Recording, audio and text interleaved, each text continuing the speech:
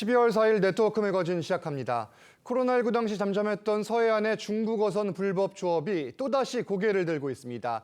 조업 일지를 숨기거나 엉터리로 작성하는 건 물론 쇠창살을 단 채 우리 영해로 침입을 시도하기도 하는데 김태준 기자가 해경 단속 현장을 동행 취재했습니다. 해경 고속단정이 중국어선을 향해 달려갑니다.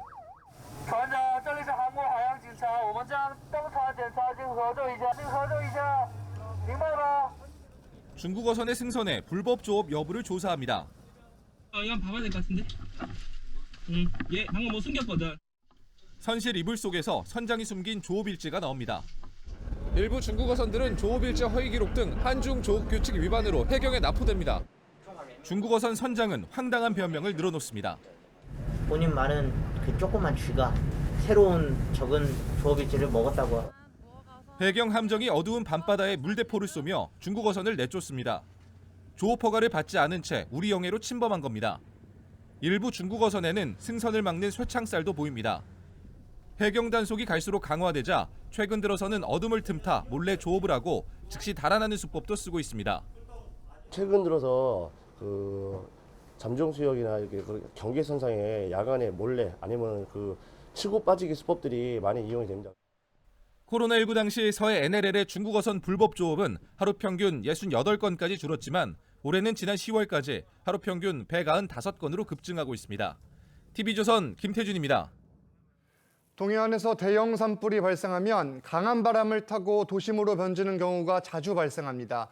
기존엔 산림을 중심으로 산불 진화가 이루어졌는데 도심 주택 등의 피해를 최소화하기 위해 소방당국이 자체 헬기 운용 체계를 구축했습니다. 이승훈 기자의 보도입니다. 숲에서 연기가 피어오르고 소방차가 출동해 물을 뿌립니다. 강풍에 거세진 불길이 도심으로 번지자 소방 지휘 헬기도 공중에서 산불 상황을 파악합니다.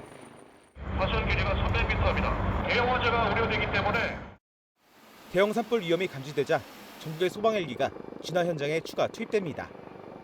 지난달 29일 강릉에서 열린 도시명 재난 대비 소방 헬기 통합 지휘 훈련입니다. 다수의 소방 헬기를 동원해서 미리 살수를 하고 방어 주소를 하면 민가 피해를 많이 줄일 수 있을 것으로 그렇게 생각이 됩니다. 소방청은 내년 3월부터 산불 진화가 가능한 소방 헬기를 동해안에 전진 배치합니다. 실제로 동해안 대형 산불이 도심까지 번지는 사례가 종종 발생해 산불 진화 당국과 별개로 소방당국이 헬기를 자체 활용해 도심 주택을 보호하고 나선 겁니다. 전진 배치하는 게 하나 포인트가 있고요. 또 하나는 오늘처럼 다수 헬기를 동원해서 통합지휘에서 산림 화재를 막는데 소방당국은 또 직접 물을 뿌릴 수 있는 배면 물탱크를 장착한 소방 헬기도 10대까지 늘릴 계획입니다. TV조선 이수훈입니다. 인적이 드문 농촌에서 오토바이 사고가 나면 뒤늦게 발견되는 경우가 빈번합니다.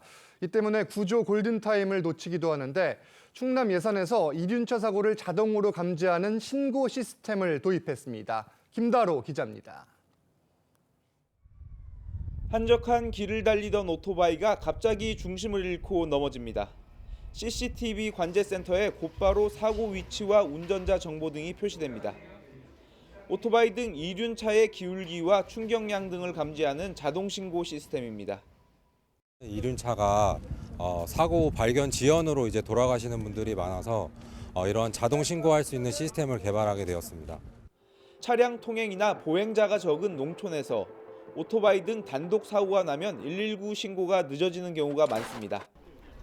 오토바이에 자동 신고 시스템을 장착하면 사고 대응이 더 빨라질 수 있습니다. 밤에 물고 보러 간다고 갔다가 낭떠러지에 떨어져가지고 오토바이로 자기 가슴을 쳐가지고 3시간 동안 사람 발견을 못해서.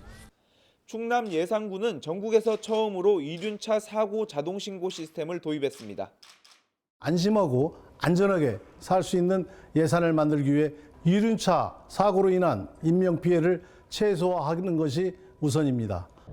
예산군은 교통공단과 손잡고 내년까지 시범 사업을 진행한 뒤 이륜차 사고 자동 신고 시스템의 확대 여부를 결정할 계획입니다. TV조선 김다로입니다. 수원과 고양 등 수도권 지역 12개 지자체가 과도한 규제로 역차별을 받고 있다며 공동대응 협의회를 구성했습니다.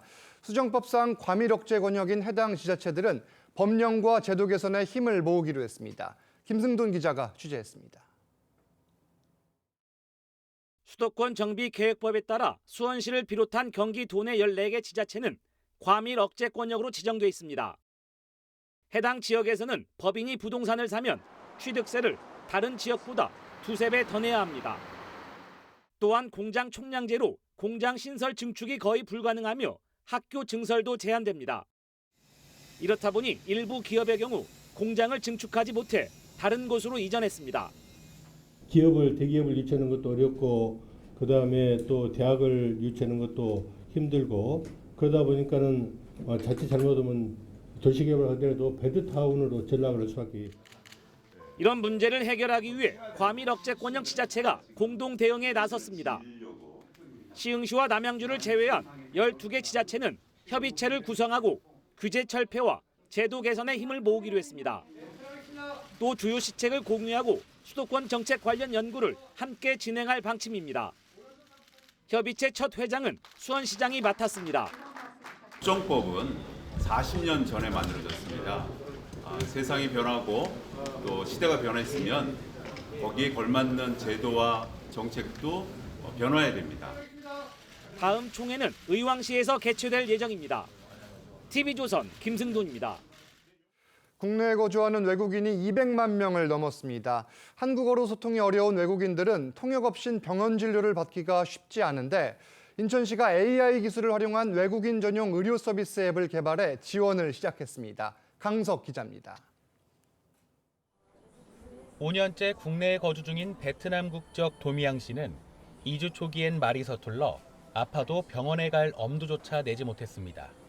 아프고 있는 부위에서 어떻게 설명하는지도 모르고 그거는 무서워해서 처음에 병원은 자주는 못 갔어요. 이 같은 외국인들의 불편을 해소하기 위해 인천시가 다국어 의료 지원 서비스를 제공하고 나섰습니다. AI 기술을 반영한 스마트폰 앱에서 아픈 증상을 모국어로 작성하고 의료진은 번역된 환자 정보를 바탕으로 진료를 하는 방식입니다. 어디가 어떻게 아픈지 미리 알고 맞이하는 의사로서 납보 형성과 원활한 진료에도 도움이 되리라고 생각합니다. 다국어 의료 지원 서비스는 영어와 중국어, 베트남어가 우선 지원됩니다. 다국어 시민들이 언어적 어려움 없이 의료기관을 방문했을 때 지원을 받을 수 있도록 하는 것이 이 사업의 핵심입니다. 인천에 사는 외국인은 지난해 기준 14만 6천여 명으로 10년 만에 2배 넘게 늘었습니다. 인천시는 활용 가능한 외국어를 추가하고 협력 의료기관도 확대할 방침입니다. TV조선 강석입니다. 계속해서 네트워크 매거진 초대석 시간입니다. 최근 수도권 일부 지자체가 서울시로 편입을 추진하면서 메가 서울 문제가 논란이 됐습니다. 이 중 경기 김포시가 가장 먼저 서울 편입을 추진했는데 김병수 김포시장 모시고 자세한 이야기 나눠보겠습니다. 안녕하세요. 네, 안녕하십니까. 지난 한 달여간 이 이슈 때문에 정말 바쁘셨을 것 같은데 많이 말씀을 하셨지만 그럼에도 김포시가 서울시 편입을 추진하는 이유 한 번 더 말씀을 부탁드릴게요. 네. 사실 경기도가 경기 북도와 남도를 분리하고 있는데요. 이 과정에서 김포가 참 지리적으로 애매한 위치에 있습니다. 그러다 보니까 경기도가 김포에 자율적인 선택권을 줬고 그리고 저희가 남도나 북도나 가게 되면 생활권이 단절되는데 남도에 가면 섬이 되고 북도는 한강과 칠채우로 나눠져 있습니다. 그렇죠. 그래서 저희가 그동안 한 인구가 20에서 25만 명이 10년 동안 늘었는데 대부분이 서울에서 많이 오셨기 때문에 실제로 생활권을 서울로 형성하는 분들이 많습니다. 그래서 저희가 남도나 북도보다는 서울로 편입하는 것이 이제 시민들의 삶의 질을 좀 확보하고 생활권을 일치시키는 측면에서 긍정적이다라고 판단했고요. 그래서 저희가 한 1년 전부터 준비를 해왔습니다. 1년 전부터 준비를 해왔다. 이 분도를 할 경우에 북쪽은 한강이 막고 있고 아래쪽은 인천시가 맞습니다. 있어서 그렇다는 건데 그러면은 이 김포시와 서울시의 이 편입으로 인해 발생하는 변화, 효과는 뭐가 있습니까? 가장 먼저 시민들께서 서울로 편입되면 서울교통체제로 들어가니까 가장 열악했던 교통 문제가 굉장히 해소되는 것을 체험하실 수 있으실 거고요. 그리고 이제 문화, 복지, 교육 등 각종 분야에서 이제 삶의 질이 조금 더 향상되는 것을 느끼실 수 있고요. 그리고 크게는 이제 서울은 과밀화됐기 때문에 가용지가 없지 않습니까? 예. 근데 김포가 서울의 절반만한 크기인데 가용지가 60% 남아 있습니다. 이 가용지를 통해서 서울이 새로운 산업을 일으키거나 문화시설 등을 조성할 때 쓸 수 있고요. 그리고 김포가 바다를 접해 있는데 예. 서울이 해양 도시로 탈바꿈해서 세계적인 도시로 도약할 수 있는 기회가 생깁니다. 그리고 그 과정에서 김포도 또한 이런 인프라들을 서울시와 함께 공동 개발하고 예. 참여함으로써 도시 성장하고 시민들의 삶의 편익이 좋아지는 그런 아마 그 발전상을 눈으로 보시게 되지 않을까 그렇게 생각합니다. 김포시와 맞닿아 있는 바다도 활용이 가능하고 뭐 결국 두 지자체 모두 윈윈이다 이런 네. 설명이신데 맞습니다. 사실 가장 중요한 거는 추진 계획입니다. 일단 김포시, 서울시 공동 연구반 구성에 합의를 하고 가동을 했잖아요. 네. 앞으로 추진 계획이 지금 정확히 어떻게 되는 거예요? 지금 서울시하고 공동 연구반을 추진해서 결과를 도출하려고 하고 있고요. 예. 여기서 이제 편입해서 생길 수 있는 여러 가지 문제점들을 저희가 다 점검하고 정비하려고 합니다. 그리고 저희가 이제 또 주민투표를 의뢰를 이제 행안부에 하려고 합니다. 그러면은 절차가 두 가지가 있는데요. 예. 국회에서 법 절차를 통해서 이제 심의를 통해서 통과시키면 됩니다. 다만 그렇죠. 그 전에 하나 요구하는 절차가 뭐가 있냐면 의회 의견 청취나 주민투표를 요구하는데 예. 그러니까 의회 의견 청취라고 하면은 뭐 경기도 의회나 서울시 의회, 김포시 의회겠죠. 이게 동의가 아니고 청취입니다. 네. 의견 청취를 하거나 만약에 그것도 하기 싫다고 하면은 주민투표를 하면 되는데 여기 또 경기도 전체를 하는 것이 아니라 관례적으로 김포시만 하게 됩니다. 예. 실제로 예전에 이제 김포군 검단면이 인천으로 편입될 때도 검단면 주민들만 대상으로 투표한 바가 있습니다. 그래서 이 두 가지 절차만 거치면은 예. 김포가 서울로 편입되는 그런 게 진행될 거라고 봅니다. 그런데 오세훈 시장 같은 경우에는 사실 서울 시민들의 의견을 청취하는 과정과 관련해서 주민투표에 대해서는 좀 신중한 입장으로 해석이 되는데 이 부분은 어떻게 보세요? 주민투표는요. 예. 뭐 경기도 의회나 뭐 그다음에 그 서울시 의회, 김포시 의회의 통과 사항은 아니고 그다음에 서울 시민의 의견을 묻는 것은 이제 참고 사항일 뿐이고요. 예. 법 사항은 아닙니다. 법 사항에서는 사실 아까 말씀드린 대로 관례적으로 해당 지역 주민의 주민투표, 그러니까 경기도 김포 시민들의 주민투표 결과를 가지고 국회에서 심의하기 때문에 예. 서울시에서 서울시 의견을 참고하거나 또는 서울시 의회에서 어떤 의견을 주는 것을 참고할 수는 있겠지만 이것을 가지고 법에서 요구한 사항은 아닙니다. 예, 의무사항은 아니지만 오 시장님 말씀은 어쨌든 서울 시민의 의견도 중요하다 이렇게 뭐 해석이 당연히 하죠. 예, 가능할 것 같고 지금 일단 김포 시장님을 시작으로 이 구리시, 고양시, 과천시까지 다 시장님께서 오세훈 시장과 만나서 지금 편입에 대한 이야기를 하고 있는데 이게 지금 논의가 굉장히 확산되는 분위기예요. 이 논의 자체, 이 커지는 분위기가 김포시 편입에는 어떤 영향을 미칠까요?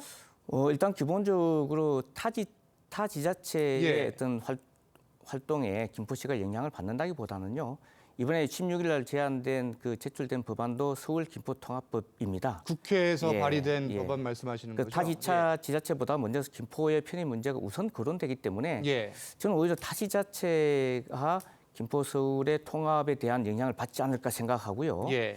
그리고 꼭 지적하고 싶은 것은 뭐냐면 그동안 우리가 이 90년대 초반부터 신도시 개발을 했는데 이거 사실 서울의 확장입니다. 예. 근데 그동안 역대 정권에서 서울 팽창 억제라는 그 어떤 정치적 논리에 사로잡혀 가지고 서울 비대화를 막은 것처럼 행정구역은 막고 서울 인구는 줄고 경기도는 늘었다라고 예. 사실은 조작해 왔던 겁니다. 근데 이것을 그러다 보니까 이제 각종 정책들이 안 먹혔던 거거든요. 그래서 이것을 이제 생활권하고 행정구역하고 일치시키는 것은 이제 과제가 됐다. 그런 측면에서 타 지자체가 함께 참여하고 메가시티를 조성하는 것은 긍정적으로 생각합니다. 이게 사실 논의 과정에서 경기도와의 의사소통도 매우 중요한데 지금은 경기도 김포시잖아요. 네. 김동연 지사와 혹시 통화나 만나서 관련 이야기를 이 이슈가 나온 이후에 하신 적이 있습니까? 이슈가 나오기 전에는 이제 면담 요청을 기다리고 있는 중이고요. 예. 그 이전에 제가 따로 이제 사석에서 또는 공식 석상에서 지날 때 특별한 대안이 있으니까 말씀드리겠다고 한 적이 있고 예. 그리고 이제 국감 때쯤 돼가지고 면담 요청을 했는데 사실 국감 때문에 국감 이후에 이제 보자고 하셔서 기다리고 있는 중인데 이게 이제 이슈가 되는 바람에 네. 조금 더 고민을 하고 날짜를 잡아서 저희가 만나 뵐 생각입니다. 만나서 어쨌든 이야기를 해야 좀 더 이야기가 풀릴 것 같아 보이고 사실 그럼요. 김포시 관련 시정 나눌 이야기가 많은데 뭐 김포 골드라인 이슈부터 해서 마지막으로 김포시를 어떻게 바꿔 나가겠다 한 말씀 부탁드릴게요.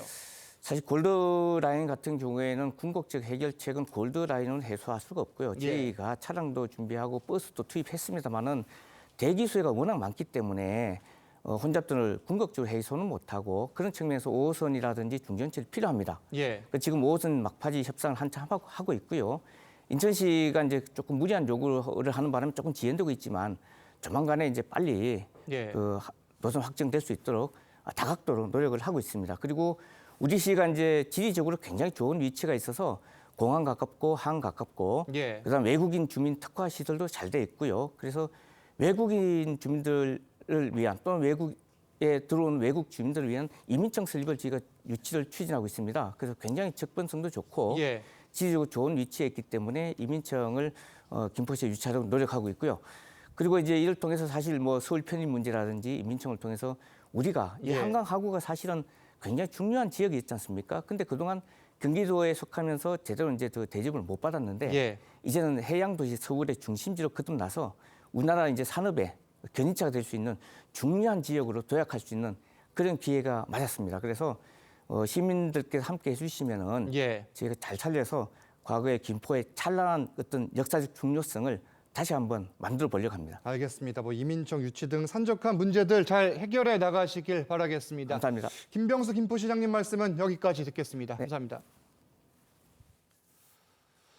오늘 네트워크 매거진은 여기서 마칩니다. 저희는 다음 주 월요일에 다시 찾아뵙겠습니다. 감사합니다.